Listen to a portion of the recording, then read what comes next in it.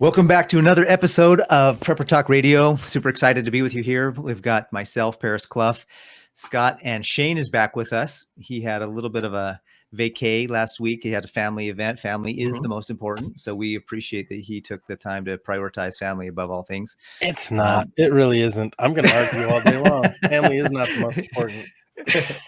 Well, it depends on who. God is all the most important.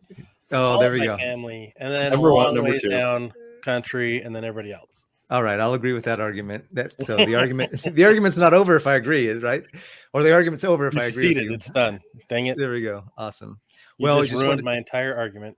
Well, you know what, guys, I got to go pray. So, that's more important than this. So I'll see you guys later. Okay, I can't argue that. Maybe we should start each podcast with an opening prayer. I think that's a little sacrilegious. It might be. It might be. We need. I love to pray. We need the help though sometimes. All the time, but praying on a recording, praying like I agree. It's not uncomfortable. I don't like when others do it. Okay, fast forward to that. Well, there's specifically there's a scripture that talks about where we should be praying. In your closets. Yep, and that is correct. Yep. Pray in your closets, and not on the street corner to be seen of men. Mm-hmm. So it's Matthew 6:6. But when you pray, go pray not as the heathens. Close your door and pray to your Father who is unseen. Then your Father who sees what is done in secret will reward you. That's the New International Version. Openly. King James Version, which is what we subscribe to, is, but you, when you pray, go into your room, and when you have shut your door, pray to your Father who is in the secret place, and your Father who sees you in secret will reward you openly. And then there's the one specifically about the closet is, oh no, I hit too far back. I just bounced out of the scriptures. Anyways. Dun, dun, dun, dun. Well, I took us down that road. Well, you kind of did there too. Little rabbit trail, real quick. But I know. Let me. I was just in 6:6, but I'm like, it's somewhere. Let me finish the episode, the intro, real quick, and then we'll get back to the scripture if we want. But I wanted to just let you all know, please go to our website at preppertalkradio.com and sign up for our email list there. Also, make sure to find us on Facebook. We're actually growing our Facebook group quite rapidly, and we have a contest going on right now, and this is really cool. So please make sure you're listening to this part. Do not fast forward. We are giving away a Jase Medical kit, which is called the Jase case. It's a $250 value, and we're giving that away to one lucky listener, follower, subscriber, somebody who's, well, we call you lucky because we think you're lucky to listen to us, but you guys might not, you may or may not agree, but we want to give that away. And we're doing that as soon as we hit 1,000 subscribers on our YouTube channel and 1,000 members in our Facebook group. So make sure that you're sharing our YouTube channel. Make sure that you're sharing our Facebook group. We want to get those to 1,000 as soon as possible so that we can start having the rewards, and, just really get to the 1,000 point on YouTube. It's kind of a milestone. Also want to make sure that you guys know that if you don't win the Jase case, you can still click in the description below and get a link and follow the link to get your own Jase case. It's $250. And then if you use the code PrepperTalk, you can get $10 off that code. And so please make sure to get your Jase case. It's a fantastic way to have all the antibiotics you need for any preps that you might be having. So with that out of the way, Scott, did you find the scripture, or could we jump into the topic of the week? Let's jump into the topic of the week. Awesome. So there's one of the big things that we do is we know and recognize that that we're probably attracting a lot of very conservative people with our Prepper Talk Radio. Although we want everyone to be prepared, and we totally love everybody that is willing and desiring to be prepared. However, we found that this last week, Glenn Beck put out on his Instagram page, he put out a "What can we do to prepare?"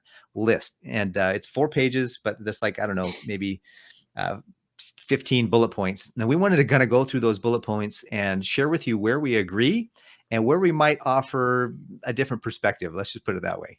And so we're going to go through that list on Glenn Beck's. It's off of Glenn Beck's Instagram page, and it says, "What can we do to prepare?" And then it says, "Short-term preparations is add to your emergency funds." And I'm going to start with this one off, because I absolutely agree with adding to your emergency fund. And the emergency fund is traditionally, most financial advisors, which I've been licensed as a financial advisor for many years, will tell you that it's cash on hand, 3 to 6 months of your expenses. I'd like to qualify that real quick and say that you should start with. I mean, sometimes you might say, well, I spend $5,000 or $6,000 a month, so you need to have 3 to 6 times that. Absolutely. However, if that's not something that you can get to right away, start with your fixed expenses, the hard and fast monthly bills, the mortgage, the car payment, the insurance payments, the cell phone, like the ones that you can't live without. Food and other things like that can be done in a different way with your food storage, with your emergency food storage. So there are some reasons to have cash on hand for that emergency fund, but I also highly recommend and agree with food storage is a huge part of that 90-day pantry is a perfect example of emergency fund for food. What do you guys think? No, that's true. I hadn't really thought about that. I totally agree with you. Cash on hand. Yes, inflation is hurting cash, but better to have it on hand than in the bank. But better yet to have it in some kind of liquid hard asset. I don't know, it's like gold or silver, something like that. And that will not be dropping nearly as fast. It's already proven that, just look back this year. Yes, gold and silver have gone down a little bit, but just a little bit. The markets have gone down 20+%. Cash has gone down. Who really knows? 10%, 20%. But precious metals, only I think silver's maybe down 7-8%, something like that. But hopefully you've already got this one taken care of, right? Hopefully you already have your emergency fund is done. You already have for 3 to 6 months, and you don't need to add to your funds. You don't need to add to your emergency funds. But like you're saying, Paris, is your food storage. Absolutely. You eat from your food storage. You don't need to be paying out cash for food going to the store. So yeah, you can evaluate that and say, hey, you know what? Yeah, I need $5,000 a month to pay my bills, but I can get away with 3. Yeah. Great. Mm-hmm. Well, I think that's part of it is like, okay, add to your emergency funds. Some people don't have anything to add to their emergency funds, but they can if they eliminate some of their stupid spending. For example, I watched the finance talk the other day, and the speaker's like, this coffee is the best value coffee that you're going to find anywhere. And was going on and just telling you all the benefits of this coffee because it was free. He goes, I walked over there and I got it for free at the counter over there. Yeah, I had to pump it myself. I had to do everything myself, but it was free. Now, is anybody in the room have a coffee from a coffee house? I'm not going to say Starbucks or anything, but does anybody? Oh, you do? How much did that cost you? $5? And the person's like, $7. And he's like, and do you buy one of those a day? Well, usually 2 or 3. And he's like, now in a financial perspective, unless you're making a few $1,000s a day, that's stupid. Are you making a few $1,000s a day? And the guy's like, maybe 150 to 200 a day. Dang. So you're spending 10 to 20% of your income every day on coffee. He's like, there's better alternatives. Like, you can get coffee for free over here. Like, and that's the thing is like, okay, do you really need a Hulu and a Netflix and a Disney and cable? Like, do you really need all those? Cut some of them out. Cut 1 or 2 or 3 or 4 and read a book, right? You can go to the library and rent DVDs. There's even free streaming services. Like, there's ways you can get around it. Talk to a millennial. They know all the free streaming services. Get something canceled and simplify and improve your situation. Then you've got money that you can convert into food, into commodities, right? Gold, silver, food, your beans, your bullets, your Band-Aids. Like, we talk about the 90-day storehouse. A lot of people think 90-day pantry. Well, we call storehouse because it's your medical stuff. It's your hygiene stuff. It's your food. If you can get 90 days worth of water on your physical location, holy crap, that's amazing. You're doing phenomenal, right? But it's a storehouse. It's not just food. All commodities are going to have a greater value as inflation continues to go up and up and up and up. And anything you bought last year or today is going to be more valuable tomorrow in our current economic run. And I think that's that emergency fund wise, it should be the real commodities and cash on hand. Those are the ones I think are more beneficial. Cash on hand. Yeah. Shane nailed it on the head. Like, it's, I would say less cash on hand, less fiat money on hand, and more gold and silver. But whatever you're comfortable with, right? I mean, I feel comfortable having some cash because it's quick, it's easy, and anything happens, I'm pretty comfortable with that. But then I feel uncomfortable having too much because I know I'm losing, due to inflation. So, well, that's where it comes in. Personal finance and personal self-reliance is your personal situation. Shane, you have all your gear. You have a lot of gold and silver in undisclosed locations. I don't have much at all. He doesn't have nothing. Gold. Yeah, you're right. You have zero. And he doesn't have all of his gear. I know. We've talked about it. I'm still working. So for someone who has a strong foundation like that, to have some extra cash lying around, totally appropriate. My brother, actually, the next bullet point is buy I-bonds, and I-bonds are putting out a 9.6% interest rate right now, which is basically their rule of thumb is to follow whatever inflation is. They're going to change the interest rate here in a couple of weeks, and it's probably going to go down. But the idea is that my brother said, "Hey, should I get into some I-bonds?" And I said, "Well, let's take a look first, because and I know my brother, he lives in Texas. He's totally prepared. He weathered the storm in Texas, and he totally was fine. Matter of fact, he was a hub for all of the neighborhood because my brother is very prepared. He's very well geared up. He's very well resourced. He's got everything that he needs, and I told him the other day, though, I said, "Bro, don't be buying I-bonds until you get more gold and silver in your portfolio." Because I saw he showed me his spreadsheet of his portfolio. I was like, "Bro, you need to get more gold and silver before you start buying some I-bonds." So are I-bonds the same as a treasury bond? I'm not. That's not my area of. They're a form of treasury bond. Okay. They're tied interest rates, correct? Yeah, you buy them from the treasury. You have to buy them from the treasury. So it is a treasury bond, but it's the I series, and that follows inflation. It's I for inflation. It's meant to hedge inflation, I guess. Yeah. And you have to lock it up, though. That's the other thing about what I don't like about bonds is it's not really liquid. You have to lock it up, I think, at least a year. Minimum is a year, and they really want you to lock it up for more than that. Well, let's look at what's happened overseas, in Germany in particular. No, excuse me, it wasn't Germany. It was just in the UK. Just this last week, they had a pension crisis, and they just totally flipped and said, nope, we're not raising rates anymore. We are now printing money. We are now doing more quantitative easing. We're going to bail the banks out because the pensions are failing. Yeah, that's there. It's not here, but what starts there will definitely come here. So, you know me, I don't touch any of these things. Well, the more and more we become, what we're seeing happening is this one world, organization where we're all where there's a lot of communication. We won't, we're not going to do anything unless we get approval from the governing body of the world, kind of crap. That I can totally see that. Like one country doing something, there's like, hey, by the way, this worked out pretty good over here. Why don't we do it over there? No, no, thank you. Yeah, so, absolutely. I agree. But pensions, see, that's what happened is that the next bullet point here says maximize your 401k match if your employer provides it. And, if you haven't, listen, if you don't have your preps, if you don't have your food storage, if you don't have all the things I don't want to reiterate the laundry list. If you've been listening, you know the laundry list. But if you have the laundry list, if you have everything set up and you're ready to go in case the crap hits the fan, sure. And you got extra money, sure.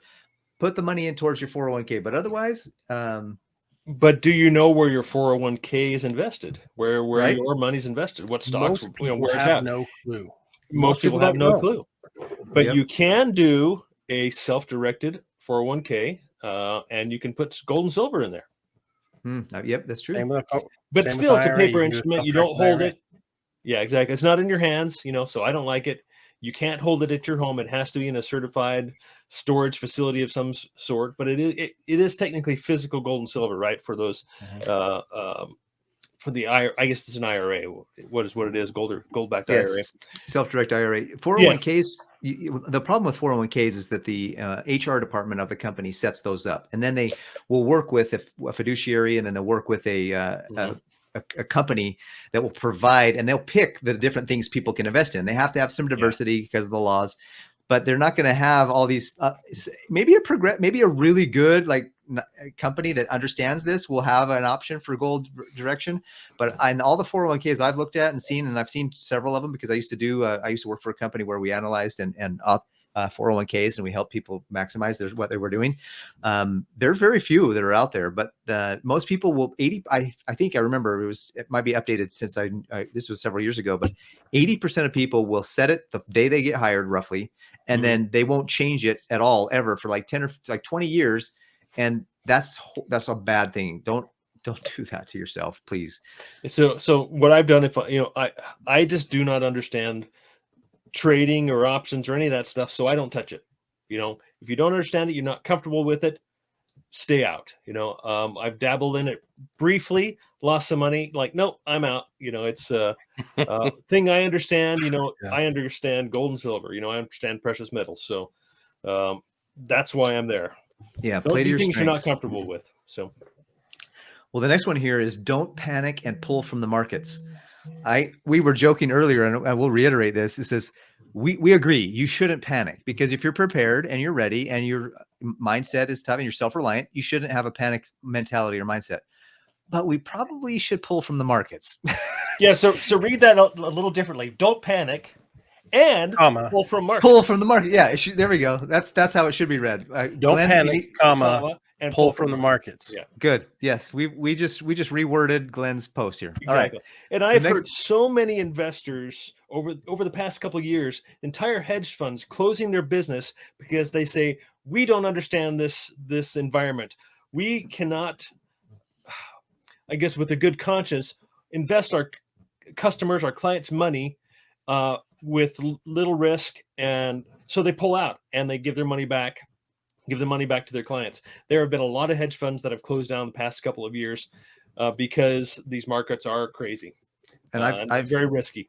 I've mentioned him here a couple of times, but literally the largest hedge fund in the world, $150 billion under management, Ray Dalio, just retired.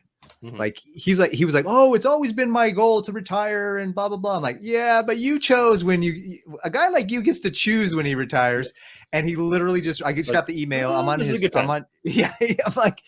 this is probably where I need to just leave. So I'm watching carefully. One of the things that I love to do is dividend investing, dividend stocks. So they pay a dividend regardless of the price of the stock.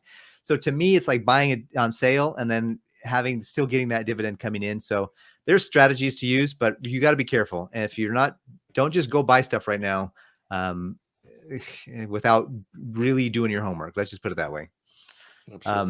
The next bullet point here is keep powder dry. Well, we had a little bit of a conversation on that, whether it's keep your powder dry or keep powder dry, which is another dry powder. Yeah.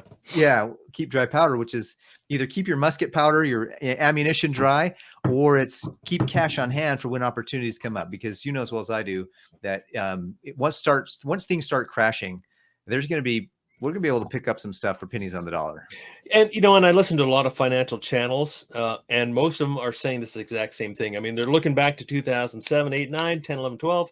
And when things dropped, yes, it was a great time to buy. Will that be the case here in the next couple of weeks, months, years? I kind of doubt it. But it definitely doesn't hurt to have some dry powder on the side to buy up. I mean, who knows? You could go buy a bunch of generators. You could buy a bunch of solar panels. I mean, who knows? There's a lot of different things you could do that way that you could buy cheap and then resell for more later. It doesn't necessarily have to be to jump back in the market, which I think this is kind of what this is inferring. Keep your powder dry so you can jump back in.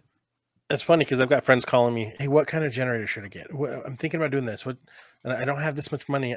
What can I get? What should I do? And so I'm having to coach a lot of friends right now on getting generators and things. But what's funny is like for me, keep your powder dry comes from Oliver Cromwell's maxim, which is trust in God and keep your powder dry. Speaking of muskets, soldiers in those days, you kept your gunpowder in a bag.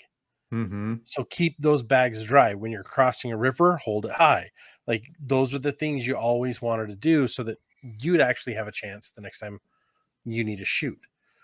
I think that's what this leans to, but Shane leans to the financial aspect of keep some cash in reserve. So listeners, what do you think? Comment in the thread below. Let us know what you think, because we'd like to hear your opinion. Nice. All right, hit the screen there. So this particular page, we're all on board with this page of the post, which is what can we do midterm. So the first page was what can we do short term, and this page is what can we do midterm.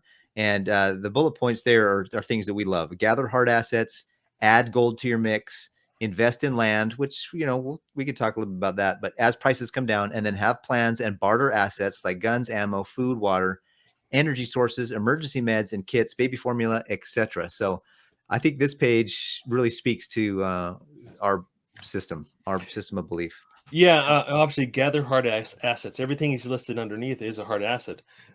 And kind of like I was mentioning on the last page, anything that's paper that's not tangible, that you can't hold in your possession. I think right now is really smart to be out of those. Again, not a financial advisor, unlike you, Paris, but I think it's very smart to be away from things that you cannot hold yourself. I think it's very risky right now. 100% agree. And speaking of generators, Scott, I was my wife told me the other day, she's like, hey, we just spent $1,000. We went out and bought a generator, and with tax and everything else, it was like $1,000. And so we could it's totally within our financial, we can totally afford it. But she's like, hey, can we afford that? Is that okay? I'm like, I would rather have a generator. I would rather have my $1,000 sitting in a hard generator that I can use and utilize and have access to than $1,000 sitting in the bank losing value. Yep. And so 100%. That's something that's important about hard assets. Like somebody, you might say, well, I have, a couple $1,000 cash. Well, do you have food storage? Do you have your generators? Do you have gear? Do you have a knife, your gun? Do you have your, what do you have available to you that you still need to get? Exchange your fiat currency for hard assets. And then after you get those things, then start exchanging your stuff for silver, gold. And then I agree with this thing about land and housing prices, because land is for sure. Houses, if you want to be a rental real estate and get into real estate, then that's definitely something I would recommend. But land for being able to grow food and harvest and stuff like that, that's build later. Land is something that's definitely worthwhile. And this obviously really depends on your current financial situation right now, what you invest in. I mean, if you don't have gold and silver, I say don't invest in land, right? If you don't have a comfortable amount, you determine what that is. I've already figured out what I'm comfortable with. And then I've stepped it up and invested in some land.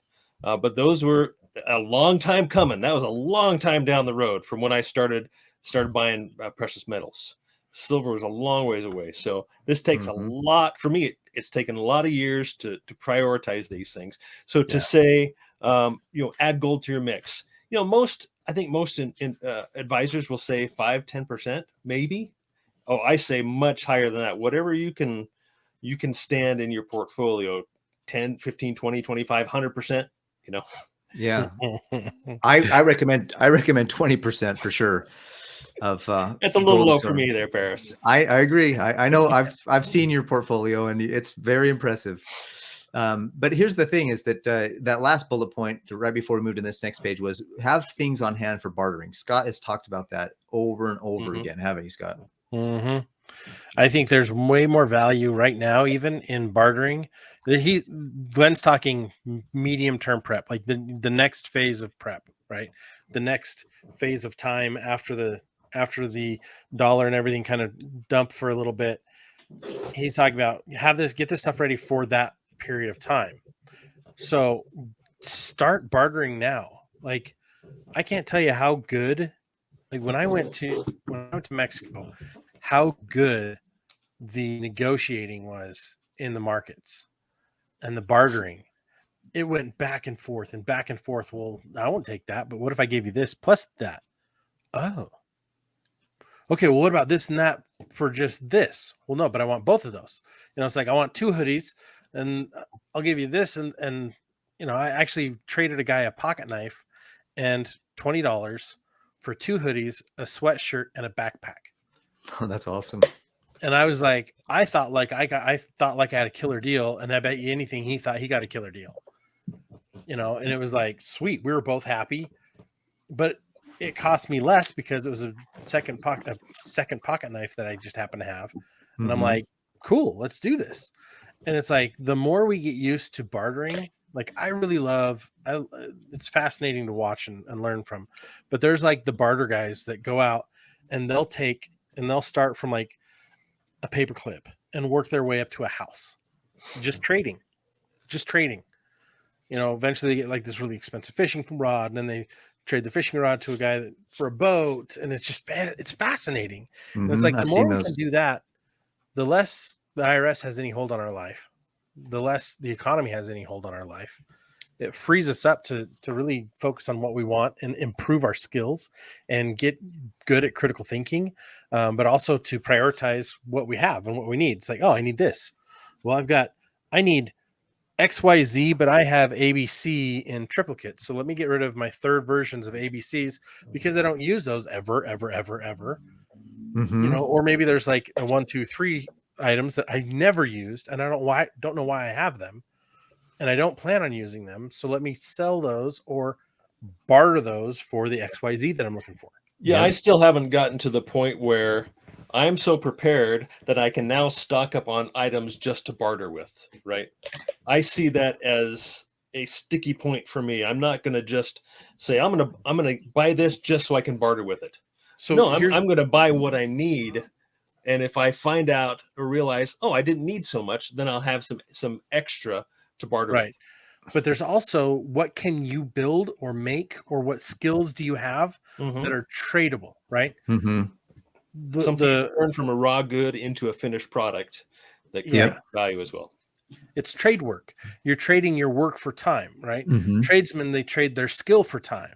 And in this scenario, you're trading your skill or your time for other goods. It's all the same. It's just the manner of what you're transferring back and forth, whether it's cash, currency, or gold, silver, or a jar of pickles. It's those things will change. And the more skills you have, the more valuable your bartering is going to be, because you'll come upon somebody that has a problem with their car. And if you're a mechanic, you can help them fix the car for a sack of wheat in the back of the car, right? There's going to be opportunities like that. Sounds like you're speaking from personal experience on that, Scott. No, I've heard stories of people doing that. But no, didn't you help somebody and they gave you a bunch of food storage recently? You did a service project. Well, actually. So I helped a lady was moving, and I actually was helping her get some stuff out of her house. And she's like, "Hey, I've got all these books. Do you want these books?" And I'm like, "Oh, let me go through and look at the books." And her husband had some survival books. In fact, these two are his. And I love it. And then she's like, "Oh, you like that?" I'm like, "Of course." She's like, "Do you like food storage? I've got this food storage. I don't know if it's still good anymore." I'm like, "I'll take it." And all I did was help her carry stuff out of her house. That's awesome. So I traded my muscles, which are small, for wheat and and books. And that's what I'm talking about. Exactly. So I think that's more valuable. The skills to do something or the ability to do something is just as valuable as a barter item. And don't underestimate what you have, because the old adage, one man's trash is another man's treasure, is real. That's true. And so let's jump to the next step. And so if you're watching us on YouTube, or by the way, I just want to reiterate, we're also on Rumble. There might be a few of you on this listening that don't like YouTube and don't want to be a part of YouTube, and that's fine. We totally get it. Go watch us on Rumble. We're on Rumble, Prepper Talk Radio on Rumble as well. So you'll see what we're doing here as we're talking here. So this one is what can we do? Medium-term preps, again, rebuild positions in the market with broad quality and assess with financial advisors appropriate mix of securities and assets. I don't know why Glenn put this in there, but it seems to be like maybe after things rebound and come back. But it doesn't make sense to me, because I'm like, no, don't rebuild positions. Well, think how low it went the last time in 2008. I think by end of 2009, the stock market was down to like 6,500 points. It fell from, where was it? About 19,000. Yeah, it was bad. It fell all the way down to 6,500, somewhere around there. Ford Motors was like $1.70 for a while. And even at 6,500, okay, maybe at that point the market was a fair valuation. The Dow was fair, maybe at 6,500, and now we're at 30,000. I still don't think. I mean, we got a long ways to go. So if you're going to anticipate rebuilding in the market, or using a financial advisor who has been trained by the Keynesians, and Marxians on how to invest in the market, no thanks. I don't. I stay away from educated people in most cases, because right now they don't have great advice. I don't think so. So okay, let's move on to the next one. I was just going to say the S&P 500 like cut in half the last crash. So the idea is that when you do it, pull your money out for safety as it's crashing, but nobody knows the bottom. But don't lose your opportunity coming back in, and make sure that you're wise if you do come back in as things grow, because the way the market's grown since it's tripled. So it's just important to get back in on the right way. And then, I love this last page. This is for the activists. This is for the people that want to kind of get in and get after it and do some things. Protest is what he says here. What can we do? And he says we can protest. We can call our representatives. And I mean, this is non-violent protests we're talking about here, guys. We're talking about legal, ethical. We have a voice, the First Amendment rights to be able to go out and speak our mind and share. If you have a thought or an opinion, share it. Share our videos, share our podcast, share your thoughts on whatever platform you want to share them on. But speak. If you have a truth to speak and you have something that you can share to help, do it. Your silence isn't helping anybody at this point. So we need voices of reason, and we need good voices out there. So do that. And then the last two bullet points are something we absolutely love. One, build mental toughness and build a support network, like a community, and learn self-reliance. That's exactly what we're doing. And so Glenn, you got several things right here, and a few things we're like, not so much. Yeah. And don't get me wrong, I listen to Glenn all the time, and I do like a lot of stuff that he says. I think the time is to be a little more extreme at this point, in my opinion, than Glenn. Be boisterous in your prepping. Be solid in your foundation of God. Like right now, I think the things you need to focus on, first and foremost, more than anything else, is your faith, your mental fortitude, and then your food supply. Like those, like get your storehouse going, but at the same time, make sure your relationship with God is number one, because you're going to need revelation, personal revelation, answers to prayers now more than ever. And in the preceding months, and whenever you're listening to this or watching this, like please take some time today to get to know God. Like the only way to really love God is to get to know him, and spend some time in the scriptures, spend some time on your knees praying. We started off with Matthew 6:6 and 6:4. Get on your knees and pray in private. Take that time and that'll build the greatest mental toughness, because your mind will be in sync with God's. And then you've got your support of your family and your close friends. The friends that matter most are the friends that are going to align with you on those same beliefs. Yep. And that's how the three of us got together, is we aligned on those same beliefs. And as you do those things, it's funny because you can't go down the path of preparedness too long without spiritual preparedness merging. And you can't go down the path of faith and spiritual preparedness very long without physical preps merging. They all go together, and they can create a wholeness or completeness. And that's what we're trying to help everyone get, is that wholeness and completeness. Are we there yet? No, not all the way. We're striving every day to improve our situation for ourselves, our families, and our communities, and for you, the listener. So learn these things, spend the time on the knees that you need to spend the time on the knees. Like I go to the gym every day. I'm down 21 pounds, and all of that is because I'm putting in the time. If I stop putting in the time, I'm going to gain that 21 pounds back. Right. Repent and change and do the work that you need to do to maintain that relationship with God and get prepared. First and foremost, I would go back to page 1 of this and say, get right with God. First thing you need to do right now. Seriously. Absolutely true. Well, thanks guys. Thanks for listening for another 35 minutes, 40 minutes with us. And we appreciate you being a part of our podcast, part of our lives. Make sure you go to our preppertalkradio.com website and sign up for the resources that are there. You enter your email and you get to download a bunch of free stuff that's on that website. So please, preppertalkradio.com. Also, look us up on all of our socials, specifically our YouTube channel, and make sure you subscribe and then share the news about how we're going to have a listener or somebody that's subscribed to that be able to win the Jase case, which is a medical supply of antibiotics that should last you a year. It's got several different antibiotics in there, and it's catered or personalized to your situation and your health concerns and situations. So it's a fantastic kit. If you don't end up winning, you can still pick one up and get a $10 off discount with a coupon code Prepper Talk. Go to our Facebook page, jump in there. Actually, on our Facebook page, if you go to more and then go to groups, we have a Facebook group. It's called Emergency Prep and Self-Reliance. And get in there and get in the conversation, and let's create that community we've been talking about. In fact, we had a lot of people on in the group that were talking about Hurricane Ian and what they did to prepare some Floridians. So for those of you who are in Florida, we appreciate you. We are praying for you. We want you to know that we're thinking about you.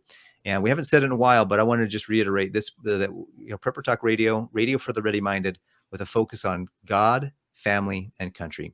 And with that, we'll sign off. Have a great week, guys. Awesome. Thanks for listening, guys.